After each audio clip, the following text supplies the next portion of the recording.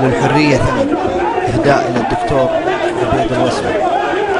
هيا الهجوسي ما حصل قبل يومين، لو كنت ماني بس سياسة سياسي، شي يهز القلب ويبكي العين، وشلون عقب العز شفنا المآسي. يا دار ما حنا عن العلم غاوين، ولا يأثر قول بعض الخياسي. حنا نبيع الروح من شان تبقين، والروح من دون البلد ما تقاسي. وحنا لو ناصر جنود الموالين، بمره يلين الصعب لو كان قاسي. وحنا علشان نطب الميادين، ولا نبدل فيه 10 جناسي. دام الولاء اللي من أول للحين، مثل الذهب معدنه ما هو نحاسي.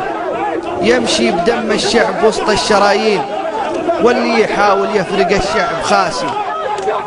يمشي بدم الشعب وسط الشرايين، واللي يحاول يفرق الشعب خاسي. كنتي علينا تعطفين وتحنين، واليوم جر الشعب لحن التواسي. مدام دكتور القضاء والمحامين اللي تغرب لتذاق العماسي، عشان رايه طاح بين السكاكين، حسبي على اللي سبب الالتماسي. يا عبيد يا نسل الفهود الجسورين، مواقفك يا عبيد من فوق راسي. علمتنا بأن القناعة لها دين، وأن اتخاذ الرأي شيء أساسي. في موقفك ما هبت حشد الكثيرين، مثل الجبل لو هبت الريح راسي. في موقفك ما هبت حشد الكثيرين، مثل الجبل لو هبت الريح راسي. حر انكفخ للمرجلة بالجناحين، ما رد راسه للخنع والطفاسي. فعلك ينوم سياح في يد الميامين، تسنك تقول ان الشجاعة الباسي.